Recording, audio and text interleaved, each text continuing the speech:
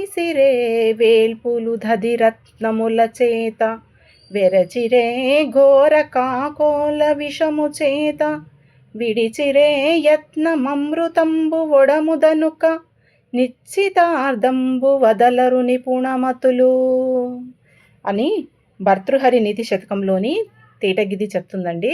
దీని తాత్పర్యం వచ్చేసి, అమృతం కోసము పాలసముద్రాన్ని మదిస్తున్న దేవతలు అందులో లభించిన రత్నాలకు సంతోషించలేదు. అందులో పుట్టిన కాలకూట విషానికి కూడా భయపడలేదు. అమృతం లభించేదాకా తమ ప్రయత్నాన్ని వీడలేదు. ధీరులెప్పుడూ కూడా తాము తలపెట్టిన కార్యము సఫలమయ్యే వరకు తమ ప్రయత్నాన్ని వదిలిపెట్టరు. కరెక్టే కదండి. మంచి మనుషులు ఎప్పుడు కూడా తాము సాధించాల్సిన కార్యాలను ఎప్పుడు సాధించుకునే వరకు కూడా తమ ప్రయత్నాన్ని విడిచిపెట్టారండి. కరెక్టే కదా. ఇంకొక విషయం అండి, అదములైన వారు విఘ్నాలు వస్తాయన్న భయంతో అసలు పనులనే ప్రారంభించరు. అంటే మూడులు ఉంటారు కదా కొంతమంది, ఎంత చెప్పినా కానీ వినరు, తమంతకు తాము తెలుసుకోరు. ఈ పని చేద్దామంటే కాదు ఇప్పుడు బాగలేదు, టైం బాగాలేదు, తిథి బాగాలేదు అంటూ దాటవేస్తారు పనులని. అలా చేసే వాళ్ళకు కూడా విజయాలు వరించవు. కరెక్టే కదండి. ఎట్లయినను కార్యమును సాధించవాలని అన్న పట్టుదల గలవాడు వీలును బట్టి ఒక చోట మామూలు భూమిపై నిద్రిస్తాడు. అంటే ఈ ప్రకృతి గురించి అంతా తెలిసిన వ్యక్తి అయితే మాత్రము వచ్చినప్పుడు సంతోషపడడు, లేనప్పుడు ఏం భయపడడు. కరెక్టే కదండి. హాయ్, హలో, నమస్తే, వెల్కమ్ టు మై ఛానల్ అమ్మ దీవెన శైలజ. ఎలా ఉన్నారండి? నేనైతే చాలా బాగున్నా, మీరు కూడా చాలా బాగుండాలని మనస్ఫూర్తిగా ఆ మహాశివుణ్ణి వేడుకుంటూ వెల్కమ్ టు టుడేస్ వ్లాగ్ అండి. నా ఛానల్ని ఇప్పుడే ఫస్ట్ టైం చూస్తున్న వాళ్ళైతే తప్పకుండా సబ్స్క్రైబ్ చేసుకొని బెల్ ప్రెస్ చేయండి. తర్వాత ఆల్ అని వస్తుంది, దాన్ని కూడా ప్రెస్ చేస్తే అన్ని నోటిఫికేషన్స్ వస్తాయండి. నా ఛానల్లో ముఖ్యంగా ఆధ్యాత్మికంగా వెళ్తున్నాను, అలాగే మోటివేషనల్గా చేస్తున్నాను, ఒకరికి మేలు కోరే విధంగా చేస్తున్నానండి. కరెక్టే కదా. నచ్చినట్లయితే తప్పకుండా సబ్స్క్రైబ్ చేసుకొని చూడండి. Thank you for your support అండి. మంచిగా ఛానల్ గ్రోత్ అవుతుంది నిదానంగా. అలాగే ఇక్కడ చూడండి, మేము ఉండే కాలనీ లోపల వినాయకులను చూపిస్తూ వస్తున్నాను చూడండి. ఇది 2వ రోజు. ఇది వచ్చేసి, ఈ విగ్రహం వచ్చేసి ఇక్కడ మా ఇంటి వెనకాల పెట్టారండి. వినాయకుడు భార్గవరాముడు అవతారంలో ఉన్నదండి ఇది. ఈ వినాయకుడి దగ్గర కూడా చాలా మంచిగా ఏర్పాటు చేశారు. అలాగే మనము చెప్పుకుంటూ వెళ్దామండి. ఇంకా నీతి ప్రౌఢ విహారులైన నిపుణుల్ నిందింపని మెచ్చని ఖ్యాతిం జందని సంపదల్ నిలువని గాడంబు సాగని ఘాతం బప్పుడ పొందని నియమైగాని యుగాంతంబునన్ నీతి శ్లాఘ్య పద్దంబు దప్పరు గదా నిత్యంబు ధీరతముల్. నిందించిన, ప్రశంసించిన, సంపదలు వచ్చినా, తొలగిపోయినా, మరణం ఇప్పుడే వచ్చినా, కల్పాంతమందు వచ్చిన ధీరులైన వారు న్యాయ మార్గాన్ని దాటి ఒక అడుగైనా ముందుకు పెట్టరు. కరెక్టే కదండి. ఎప్పుడు నీతి నిజాయితీగా ఉండాలని మన పిల్లలకు తప్పకుండా చెప్పాలండి. అదే నిలబెడుతుంది మనల్ని. ఈ టైమును బట్టి నడుచుకునే వ్యక్తులైతే ఎప్పటికీ పైకి రారండి. మనల్ని ఎవరైనా నిందించినప్పుడైనా సరే, ప్రశంసించినప్పుడైనా సరే, సంపదలు ఉన్నప్పుడైనా సరే, లేకపోయినా సరే, ఇప్పుడే చస్తున్నామని తెలిసినా కానీ, ఇంకా చావు దూరంలో ఉందని తెలిసినా కానీ ధీరులైన వారు న్యాయ మార్గాన్ని వదిలిపెట్టారని ఈ పద్యం యొక్క తాత్పర్యం అండి. నియతి చేత గదర్దితుండైన ధైర్య పరుని ధైర్య గుణంబు మాన్పంగధరమే క్రిందు సేయంగబడినట్టి కృష్ణ పధుని కీలయందైన మీదుగా గెరలుగాదే. ధైర్యవంతునికి ఒకప్పుడు దైవవశాత్తు దుఃఖాలు సంభవించినా అతని ధైర్య గుణాన్ని పోగొట్టడం సాధ్యం కాదు. అగ్నిని తలకిందులుగా పెట్టినా దాని జ్వాల పైకి ప్రసరిస్తుందే కానీ కిందికి ప్రసరింపదు కదా అని దీని భావం అండి. తేటగీతి పద్యం ఇది. ధైర్యవంతుడికి ఎన్ని ఆపదలు వచ్చినా ధైర్యంగానే ఉంటాడండి. దుఃఖాలు వచ్చినా ధైర్యంగానే ఉంటాడు. ఆపదలు వచ్చినా, కష్ట సుఖాలు వచ్చినా ధైర్యంగానే ఉంటాడు. ఇది ఎప్పుడు సాధ్యమవుతుందంటే మనిషికి ఒక అన్నీ ఏమంటారు, స్వార్థం లేని మనిషికి సాధ్యమవుతాయండి. తన పర అని భేదం లేని వ్యక్తికే ఇవన్నీ సాధ్యమవుతాయండి. కరెక్టే కదా. అతనికి వార్ధికుల్యయగు నగ్ని జలంబగు మేరు శైల మంచిత శిలలీల నుండు మదసింహము జింక తెరగుదాల్చు గోపిత పని పూలదండయగు భీష్మ విషంబు సుధారసంబగున్ క్షితిజన సంబంధమగు సుశీల మదెవ్వనియందు శోభిలున్. ఇది చంపకమాల పద్యము. దీని తాత్పర్యం వచ్చేసి, ఎవనిలో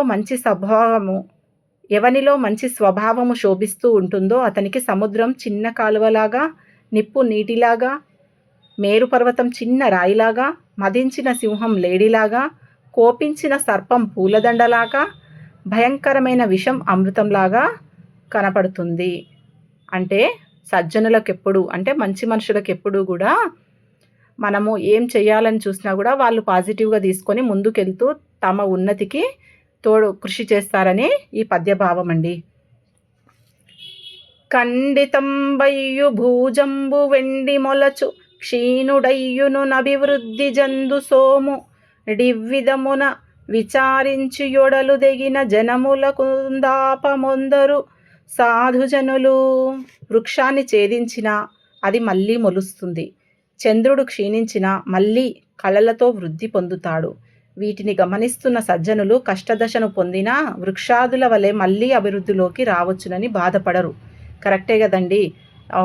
ఒక పాట గుర్తుకొస్తుంది నాకు ఈ పద్యం చదువుతుంటే. మౌనంగానే ఎదగమని మొక్క నీకు చెబుతుంది, ఎదిగిన కొద్దీ ఒదగమని అర్థమందులో ఉంది.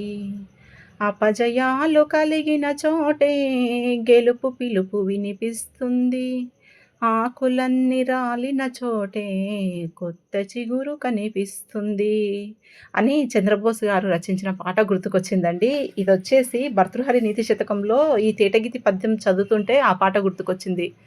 చాలా ఇన్స్పైరింగ్గా రాస్తారు కదా చంద్రబోస్ గారు అయితే. అలాగే జానుగ భూతి కిందొడవు సజ్జన భావము శౌర్య లక్ష్మికిన్ మౌనము నీతి విద్యకు శమంబు సుబుద్ధికి విత్త వృద్ధికిన్ దానము దాల్మి శక్తికిన్ ధర్మ నిరూఢి కదంబ వృత్తియుం భూనిక తోడ సర్వగుణభూషణ మెన్నగ శీలమే సుమీ. ఇది ఉత్పలమాల పద్యం అండి. దీని భావం వచ్చేసి, సంపదకు సౌజన్యము, పరాక్రమానికి వాక్ సంయమము, విద్యకు వినయము, మంచి జ్ఞానానికి శాంతి, అధిక ధనానికి దానము, శక్తికి ఓర్పు, ధర్మాచరణకు దంభం లేకపోవడం అలంకారాలు. ఈ అలంకారాలన్నింటికన్నా శీలమే మేలైన అలంకారము. ఇది చాలా ఇంపార్టెంట్ కదండి. సంపద ఎవరికి కలుగుతుందంటే సౌజన్యం ఉన్న వాళ్ళకే. సౌజన్యం అంటే సౌ అంటే మంచి, జన్యం అంటే పుట్టినవారు, అంటే మంచిగా పుట్టినవారు అని అర్థం కాదు, కానీ మంచిగా పుట్టడంతో పాటు మంచి గుణాలను అవలంబించుకున్న వాళ్ళకి సంపద కలుగుతుందండి. అలాగే పరాక్రమం కావాలంటే మంచి మాటలు మాట్లాడేవారికి వాక్ సంయమము ఇలాంటి పదాలు మనము ఈ పుస్తకాలు చదువుతూనే వస్తుందండి. అన్ని భాషలు ఇంపార్టెంటేనండి. మదర్ టంగ్, మాతృభాష చాలా చులకన చేస్తున్నారు ఇప్పుడు.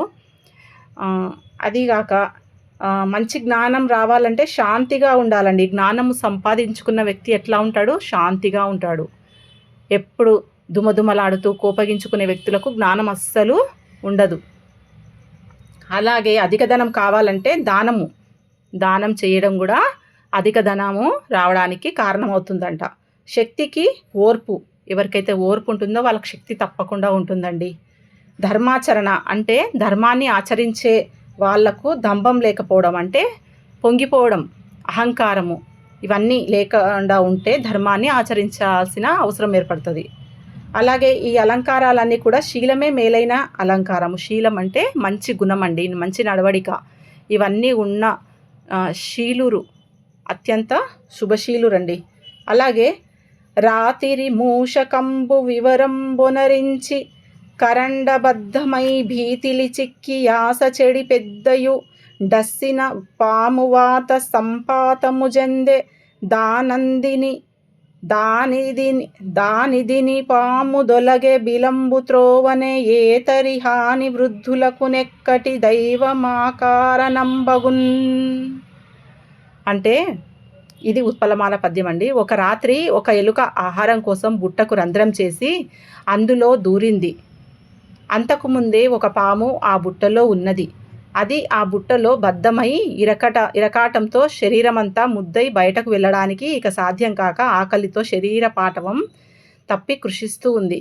ఆ ఎలుక లోపల ప్రవేశించగానే పాము దాన్ని భుజించి ఆ ఎలుక చేసిన రంధ్రం గుండానే బయటకు పారిపోయింది. కావున బంధమోక్షాలకు కానీ మేలు గీళ్లకు కానీ దైవమే కారణం కానీ మరేమీ కాదు. కరెక్టే కదా అండి. ఎవరు తవ్వుకున్న దాంట్లో వాళ్ళే పడిపోతారని మనకు తెలుసు కదా. మనము ఒకరికి హాని చెయ్యాలని తలుస్తాం కదా, ఆ దాంట్లోనే మనం కూడా పడిపోతామండి. అందుకే ఎవరి చెడును మాత్రం కోరుకోకూడదండి. ఒకరి మంచి మేలు కోరితే మనకు కూడా ఆ దేవుడు మేలు కోరుతాడు. ఇక్కడ చూడండి, ఎలుక ఆహారం కోసం బుట్టకు రంధ్రం చేసి లోపలికి పోయింది. అంతకుముందే ఆ బుట్ట లోపల పాము ఉందంట. ఆ పాము బయటికి రాకుండా మొత్తం బలిసిపోయింది. ఆ పాము మొత్తం బయటికి రాకుండా అట్లే దాంట్లోనే బంధించబడి ఉంది. ఈ ఎలుక పోగానే అరే మంచిగా దొరికింది కదా అని వచ్చేసింది అన్నట్టు. ఎవరు తవ్వుకున్న గుంతలో వాళ్ళు పడతారనేది ఇక్కడ నిరూపితమైందండి. కరెక్టే కదా. ఇక్కడ వచ్చేసి కన్యకాపరమేశ్వరి గుడి లోపల పెట్టిండ్రండి. ఇక్కడ భజనలు చేస్తూ ఉన్నారు. ప్రతిరోజు కూడా చాలా మంచి కార్యక్రమాలు నిర్వహిస్తారు. ఇక్కడ వచ్చేసి వీర హనుమాన్ యువజన సంఘం అండి.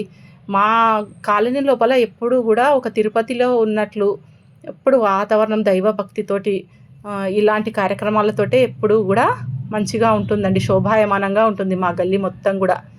ఇక్కడ చూడండి, వీళ్ళు వీర హనుమాన్ వాళ్ళు ఆ రోజే అంత మీటింగ్ అవుతుంది. ఎవరో పెద్దవాళ్ళు వచ్చారు, రాజకీయ నాయకులు. వాళ్ళ ముందు ఇట్లా మాట్లాడుతున్నారండి. ఏర్పాటుకు వాళ్ళ ప్రశంసలు ఇస్తూ ఉన్నారు.